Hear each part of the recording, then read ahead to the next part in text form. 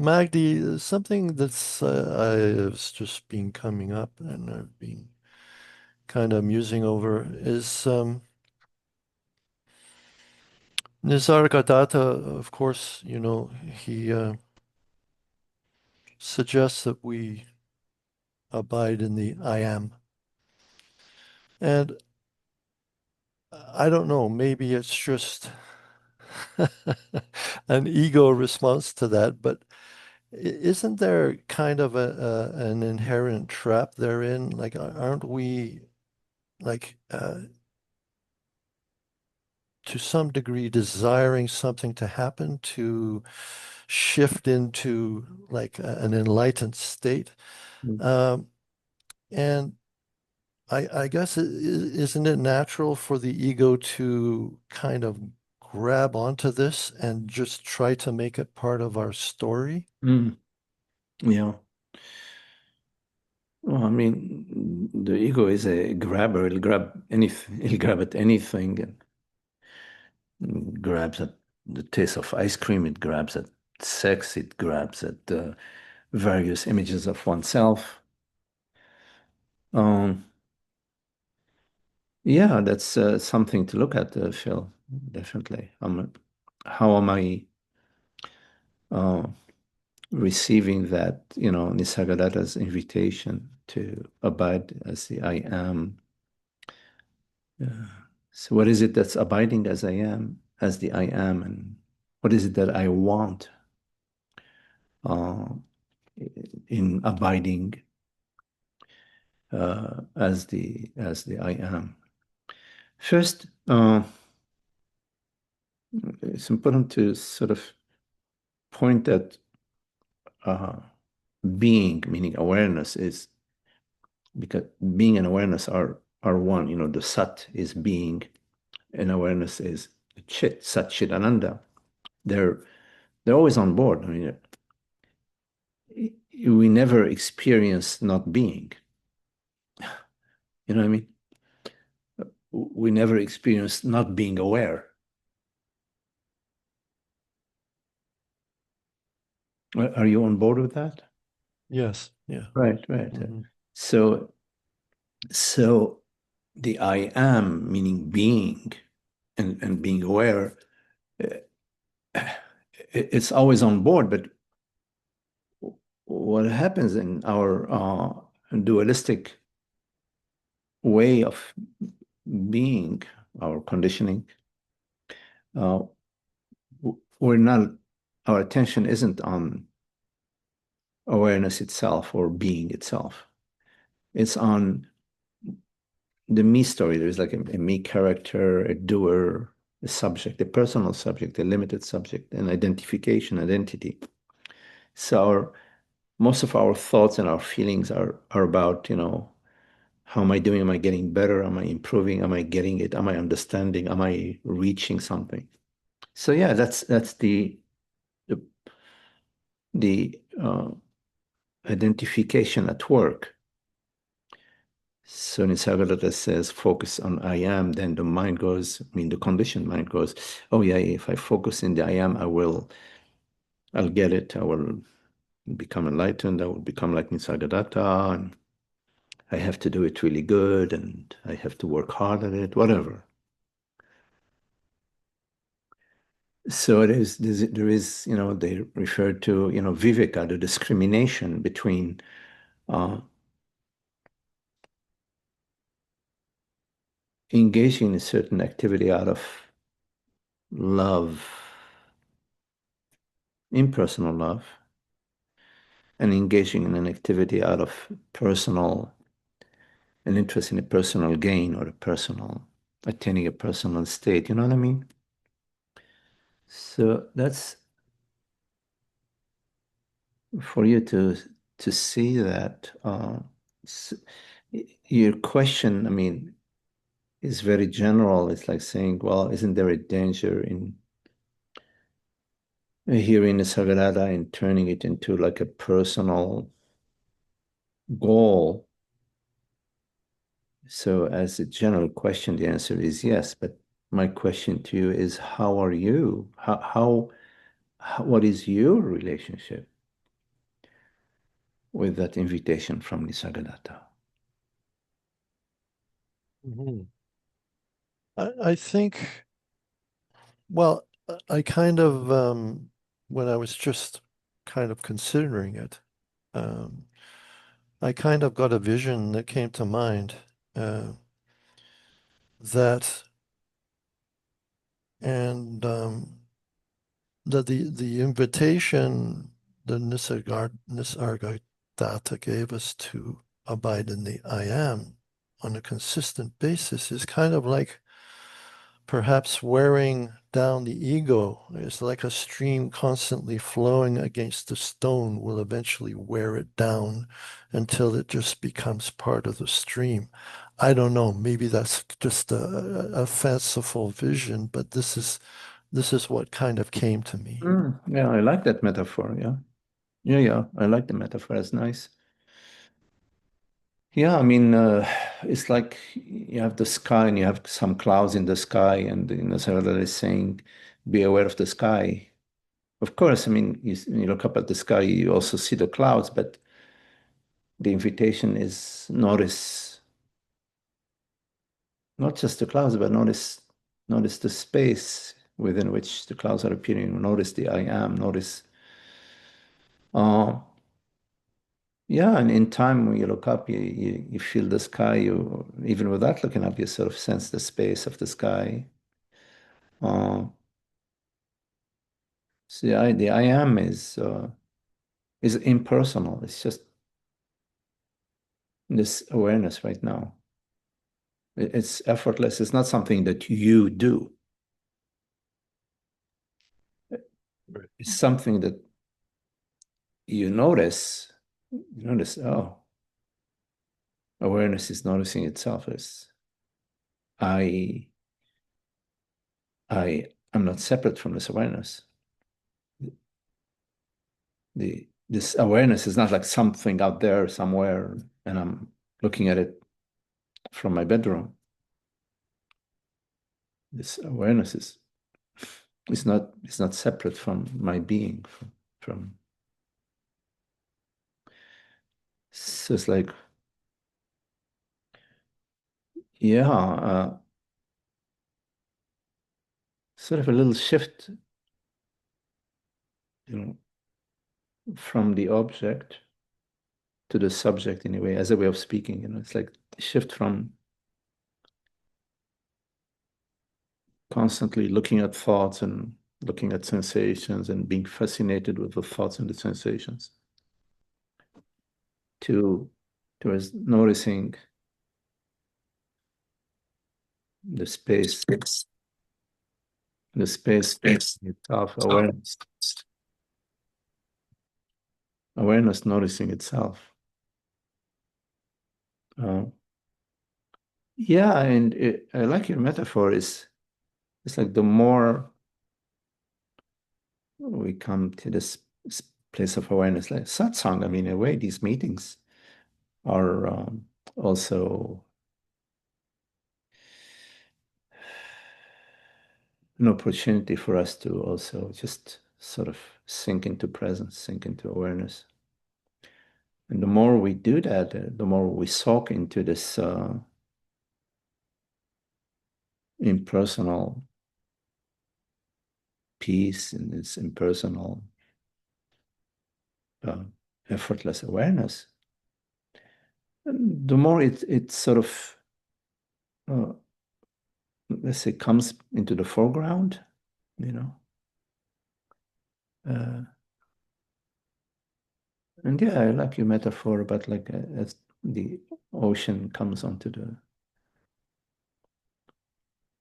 it sort of rounds the edges and eventually stone or the rock becomes sand and dissolves in the ocean. Uh, so I think you're doing it already in terms of like taking the invitation, Nisargadatta's invitation, not to just take it into your head, but to bring it into your body, into your heart, into your direct experience. right? I mean,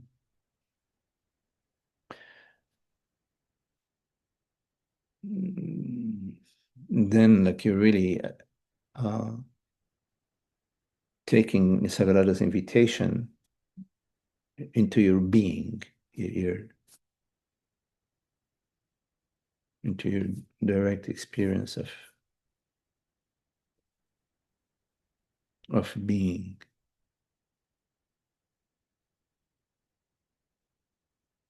which is not being, which is not being Phil, which is not being somebody, right?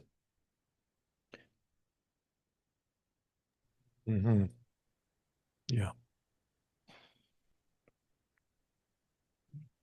Because Nisargadatta didn't say,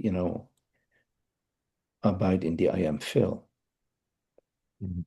He could have said that, abide in the I am, I abide in I am Nisargadatta, but that's not what he said, right? Right.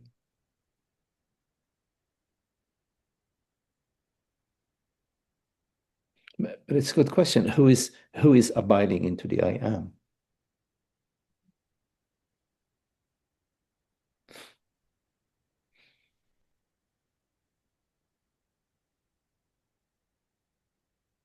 Right now,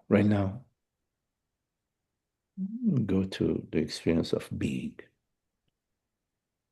Yeah. It's It's instantaneous. it, I'm sorry, go it's ahead. it's just kind of, I don't know. It just it comes to me. It's just like a state of being is like it just is. It is isness. I Yeah, don't know. yeah. Without you know, kind of like what I guess sailor Bob Adamson, one of his books was titled "What's Wrong with Right Now Unless We Think About It." Mhm. So it's like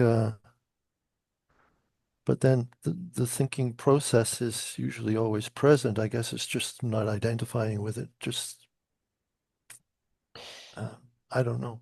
I mean, the thinking about God is about truth. Mm, Yeah, right on. hmm. Think about what is this experience right now? The Hmm. thought that's directed towards the light, it's gonna point to the light. Yeah. What what is going on right now? Would you say like I'm thinking from my Buddhist past now that the real problem is with attachment. That is being attached to the thought rather than just letting Mhm. it be. Yeah.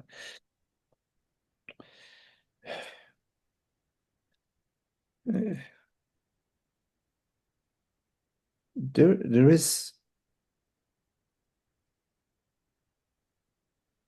is a form of attachment that's sort of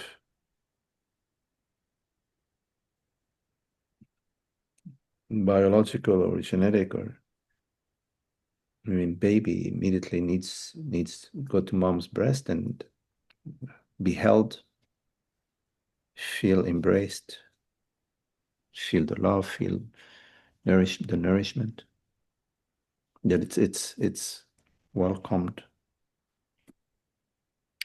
Uh, this is an intimate connection. We're intimately connected with the totality, with all the whole realm. Uh, and as social animals, we like the doves. They go in pairs. They somehow, or the penguins, and they come out and they recognize among 10,000 penguins, they recognize the sound of their baby penguin. Mhm. Everybody's going, but they recognize this one uh, honing sound, and they go and feed their baby penguin among, I don't know, 10,000 penguins. Mhm. Uh, it's amazing, isn't it? I mean, Mhm. so there is that. that aspect of our interconnection and our relationship with our family, with people we love, we sort of Yeah. more um, it- it's sort of like maybe a natural process or more like a nourishing part of our nourishment. Um, and there is I'm no, just, sorry, go ahead. I think I'm just thinking, yeah, I totally understand what you're saying and I agree, but I'm thinking more along the aspect of, you know, cer there's a place where the thoughts, um, and obviously this is kind of endemic in our society where people believe that you could say, fake news or whatever, but people believe it, and they become attached to that. So I think there's kind of a two different ways of approaching that, maybe. And as far as attachment. Yeah, what I was talking about was more sort of non-egoic. Yeah, yeah, exactly. Uh, Yeah. there is, I mean, the biggest attachment is this identification with Hmm. Yeah. this, I don't know, some sense of a personal, like a personal being and being Right. attached to personal consciousness. But consciousness is not personal. It's a false. It's an attachment with a falsehood or a false attachment. Um, Hmm. the egoic realm, sort of a contraction, eh, eh, it's sort of pulling back into some sort of node, some sort of center, and needing to maintain that sense of uh, inner or separate core, a separate, uh, and so that's like sort of the core attachment, which we often explore. Like it goes against our love for peace, for relaxation, for freedom. It's more maintaining. It's a process of maintaining uh, a personal relationship with an object or with something or somebody. We need to maintain Hmm. a certain type of relationship. It's got to be in that way. Uh, I'm attached to you, for example, and so I've got you defined. I got you pinned down as whatever it is that Hmm. I'm attached to, and you better not change too much because you're gonna really blow my whole attachment thing. Yeah. Hmm. Yeah. Uh, there isn't much freedom in that for myself and for the other. Sure. Yeah, I mean the Buddhist, yeah, the desire and seeking, resistance and seeking, resisting what is and seeking something else. Yeah, I mean that's to sort of come to understanding about that process. And then there is the whole karmic realm that appears in your life, in your relationships.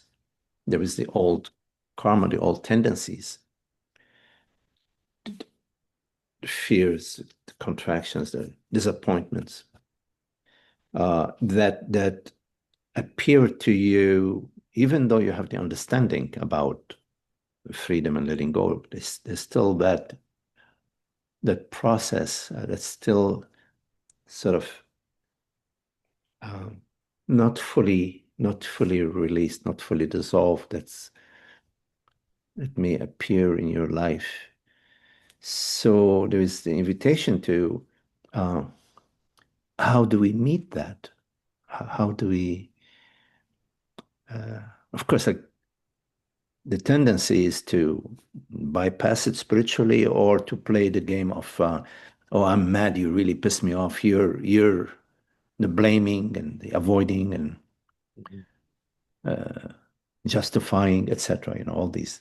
So it is the bypassing process of, oh, it's all illusion, or there is the reactivity process. But there is more to it, and the invitation is to, of course, not to bypass, to sort of meet your experience, meet your emotions, meet your feelings, meet the situation raw, RAW, as it's sort of appearing to you, and to explore being fully available to what's unfolding and to see, to discern the mechanism, the old mechanism, uh, which is engaged or engaging in the moment, and in seeing the mechanism, to discern that and to get some clarity that this mechanism is destructive and is self-inflicted, and it's just between me and myself, my disappointments, my desires, my expectations, and that it does not, it's not necessary to continue. Actually, we're better off not to continue in that direction. It's an inner process of, one could say, healing the patterns which are still sort of dormant within the body mind.